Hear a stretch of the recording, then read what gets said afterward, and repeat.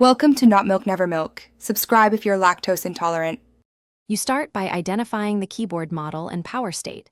This matters because the repair steps differ. Once identified, remove batteries or turn off Bluetooth and disconnect cables. Make sure to protect the device with a soft cloth. Visually inspect under and between keys for crumbs or corrosion.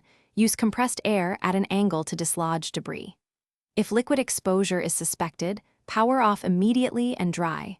Otherwise, proceed with the basic non-invasive diagnostics described next. Now you will isolate the problem. Open Keyboard Viewer or System Settings and press each key to confirm failures.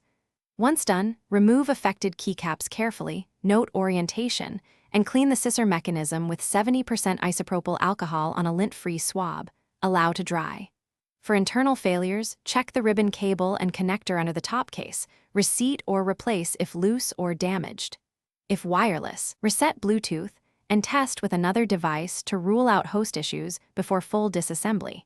Finish by installing replacement scissor clips or a new switch module matching the exact model. Ensure clips snap into place without forcing them. Once reassembled, reconnect and update Mac OS or firmware, then test every key and modifier. Use a short typing test. If intermittent issues persist, create a backup and perform a factory reset to eliminate software causes.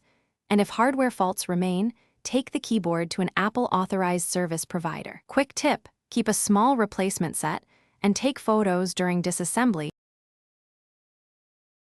Thanks for watching. If this was helpful, leave a like and consider subscribing. See you next time.